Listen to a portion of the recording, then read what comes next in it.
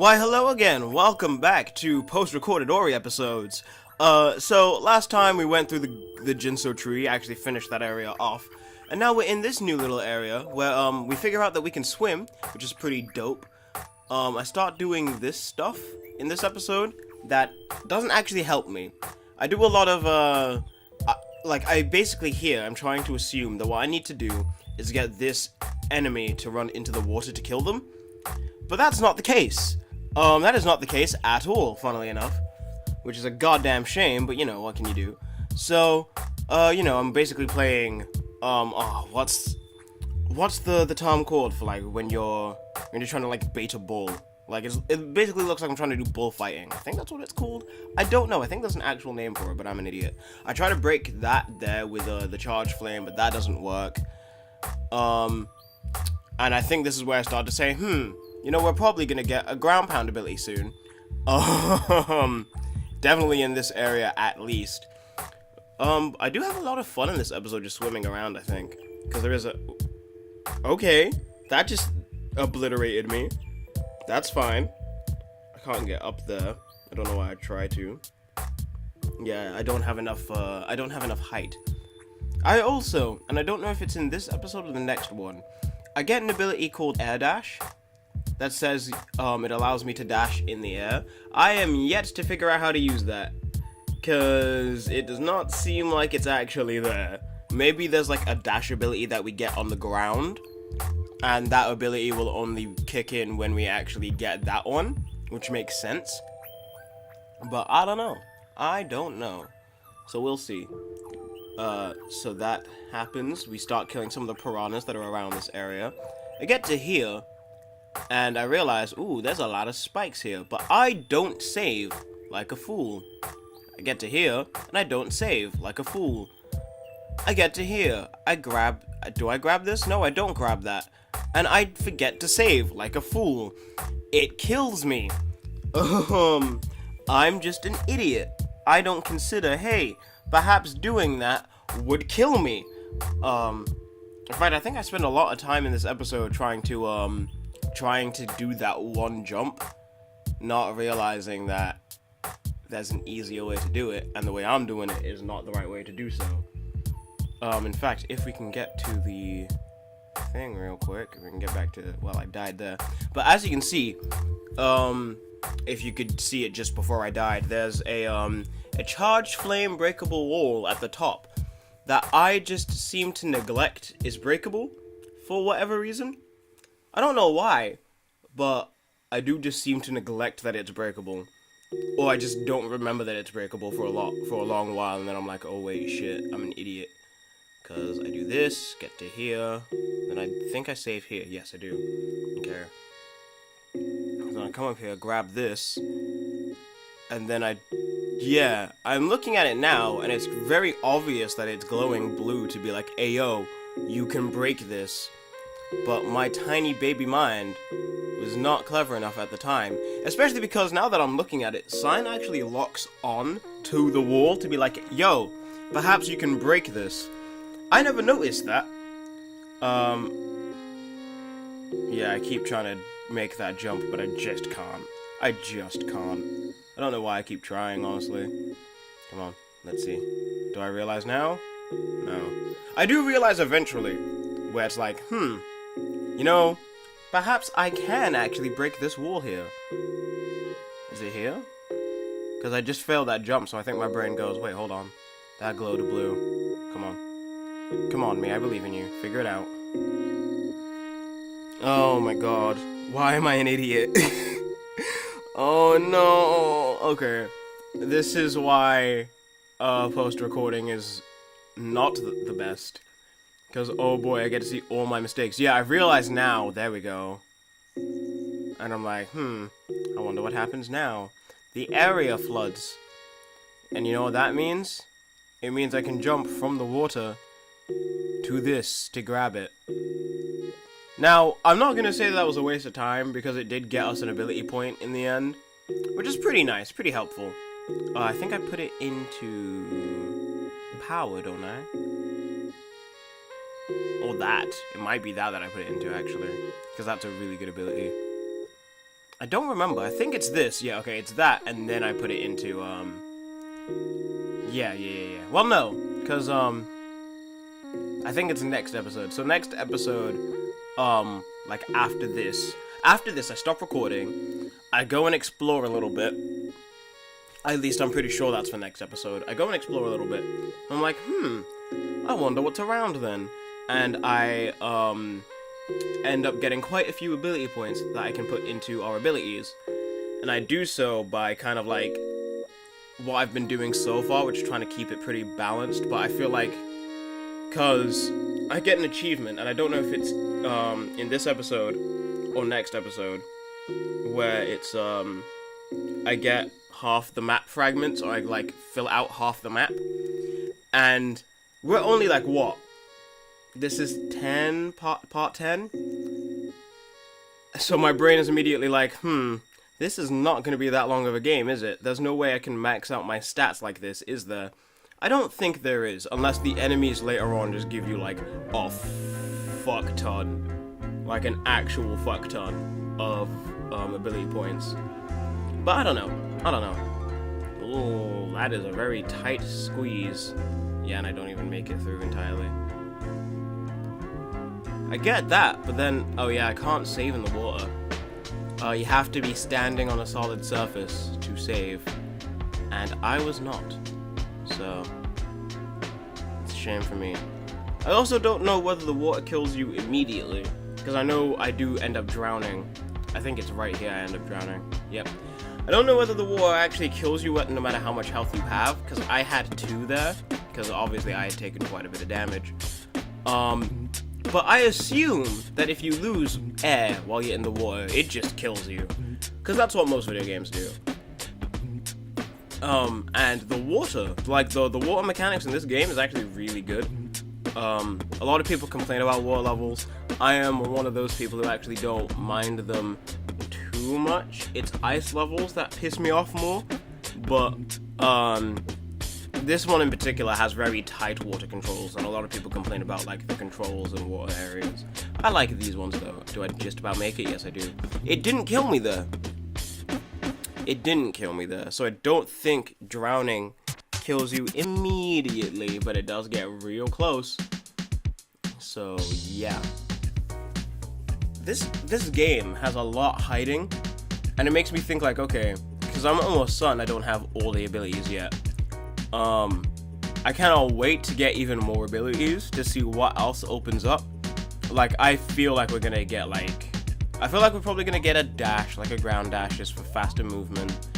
But I also think we might get like a triple jump or something, because there's a lot of areas that I can't reach that are too high up. So either we're gonna get like, oh, your jumps get higher, or, hey, by the way, ooh, I took damage there. Or like, oh, hey, by the way, here's a triple jump now, so you can jump even higher. Yeah, what is that? I can't even see what that is behind the environment. That is actually, I think, kind of an issue, but not all. It's one of those things that's an issue in gameplay, but not an issue in design, where, because there's obviously foreground and background stuff, seeing some of the enemies can get very difficult at times, which works well from a design standpoint. It means that you really did consider like foreground, midground, and background movement. But it also means, wow, I'm an idiot. I don't know how I do that. But it also means, this is going to be very difficult for me to be able to pinpoint where an enemy is to dodge their like blast attacks. How do I make it through this? How do I make it through this? I don't know. Yeah, I don't know. I'm having a good time with Ori so far. It is a really cute, pretty game. Like, the art style is really, really sweet and cute. I think either today or tomorrow, I'm not quite sure, I will be, recording Child of Light for Friday and Saturday. Okay, I just about make it there. So that'll be a really fun experience, because I do like that art style as well. That's actually why I played these 2 games in tandem, because I've seen a lot of pictures putting these 2 games together, and I'm not quite sure why. Maybe I'll find out by the end why that is, but I don't quite see why these games are put together other than because their art styles are just really pleasant. Oh gosh. I don't know, I know it at some point in Hollow Knight I spoke about how I want to play some Pokemon games on this channel, but I forget if I mentioned what other games are coming up. So, I'm playing these two together. I'm playing Ori and Child of Light together. Then, the next two games I'm playing, oh my god. Holy shit. I paused it just as the enemy was about to fucking run into me. Oh, I think I put in the map fragment, and this is where I get the achievement.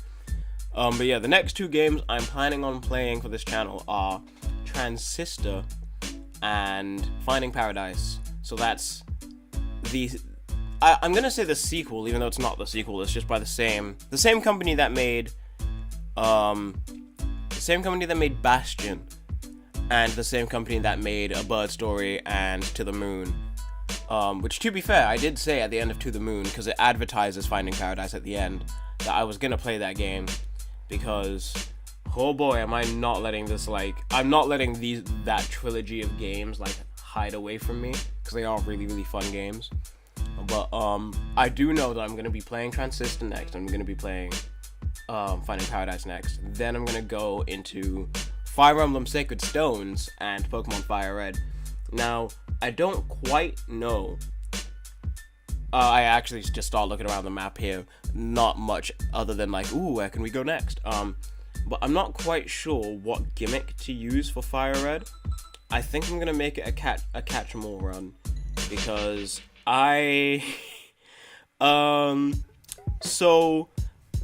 played Pokemon games, basically. I've played a lot of Pokemon games before, and every other game I've played on my channel so far, I've not touched before. I have played a level of Transistor, and I might play more of it before we go through that game, just because it is a really pretty game so far. And I actually opened this door finally. But with Pokemon, because I've played so many of those games before, I'm like, okay, how can I spice these games up? And I want to do a catch-em-all run for Fire Red, and I want to put in the rule. I'm gonna call it the rule, but I'm gonna put in a rule that basically says, hey, I'm not allowed to use more than the amount of Pokemon that the gym leaders use, so that I kind of incorporate variety, and also cause to make a catch-em-all run, I'm gonna have to hack in some of the starters. I'm gonna make it so that I can't use more than one starter at a time on my team, just because that can be broken as hell. All the starter Pokemon tend to be made A, to counter each other, but B, to work well with each other. If you had a team with Blaziken, Swampert, and Sceptile, it'd be a pretty good team. They work pretty well together. Same for Empoleon, Torterra, and Infernape. They work pretty well together. I think the ones that work the least well together, funnily enough, might be Gen 6, Greninja, Chesnaught, and Delphox. And that's because Delphox is terrible, just straight up terrible, and Chesnaught is a very interesting Pokemon, and a lot of people don't like it, but there is a way to make it work. Basically, Greninja would just carry that team by itself, because Greninja is that good of a Pokemon.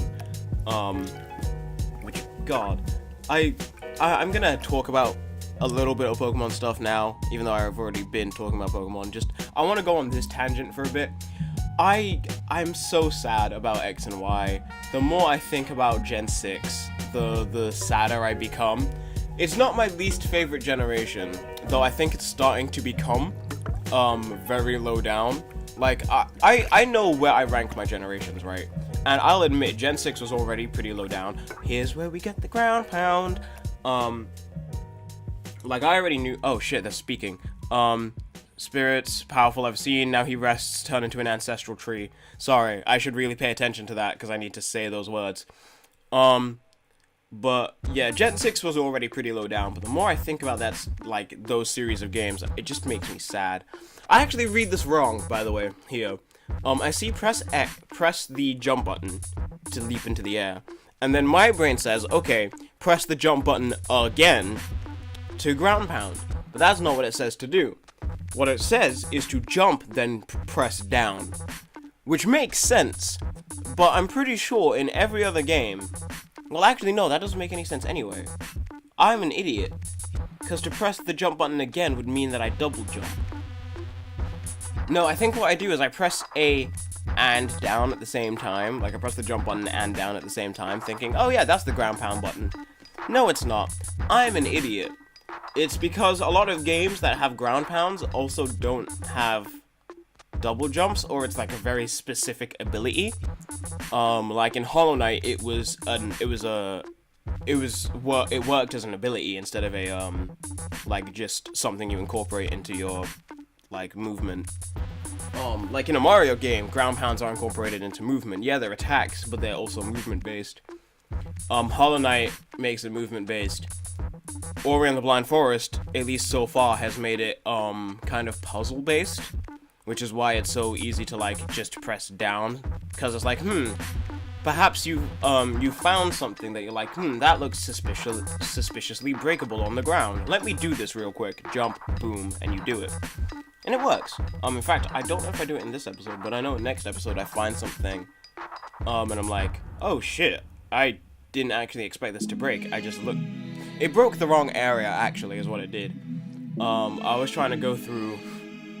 I can't even remember the name of the area. But I was trying to go through one area, and I see something breakable, and I ground pound, but it breaks the part next to it. And I'm like, this is wrong. Oh, this is also where we learn something about the ground pound. So they put us in a room with this enemy, and I'm like, what the fuck do we do? Do we have to kill the enemy, or like bait the enemy into the door? Nope. And then I realize, well, I have to break this first, but then I realize, you know, it's a ground pound. Ground pounds in every other video game ever that has them makes it so that armored enemies lose their armor. Except in Paper Mario, which is a goddamn annoyance. But, come on. I think I realize, like, now. Just jump and then, bah, yep. And we learned that they are red. Red with the anger of losing their armor, I assume. That was just actually brutal. That last hit. But yeah, Gen 6. I already knew that it was kind of low down, but the more I think about those two games, like X and Y, not Omega Ruby and Alpha Sapphire, because I like those games, but X and Y by themselves, I'm just like, oh, come on, dude. Like, it just makes me sad. Because there's so much potential in those games, but they're so empty. And it was because, like, you could tell that they were planning to make, like, a Pokemon Z or a Pokemon X2 and Y2, and it just never came to pass for whatever reason. I don't actually know why they didn't make just Z and then withhold Gen 7 for a bit. But, actually, I do know why. I'm gonna equate it to the fact that the 3DS is basically a dying system now. It's been alive for, like, way too long for a handheld console.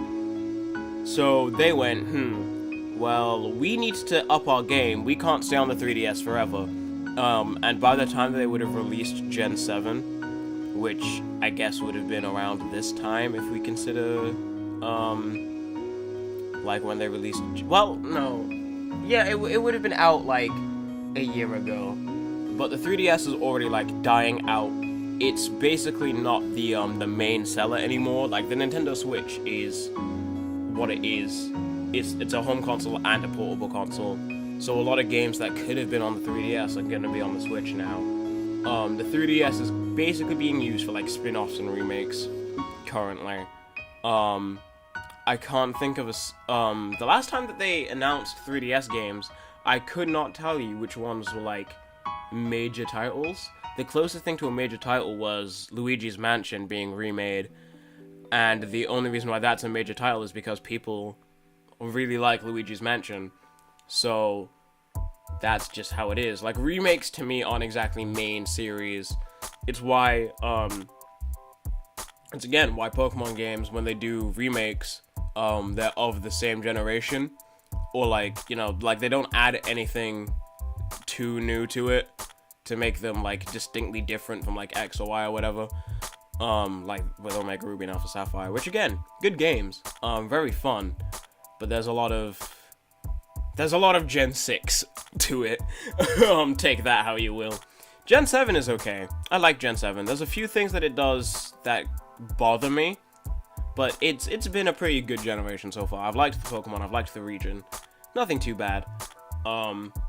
But Gen 6, like, the more I look at Gen 6 Pokemon, I realize how little I actually use. Like, I own every single Pokemon in my game, but I was looking at it and I'm like, oh my god, I haven't used Clowitzer. What the fuck is a Barbaracle? Like, just stuff like that, and I'm like, wow. Also, I die to this enemy way too many times, because I'm like, wow, I'm not gonna end this episode until I end this dude. I also like how I spent this time just to speak about Pokemon. I could literally do that for the next, like, 4 parts, but I'm not gonna, because it will distract from the game.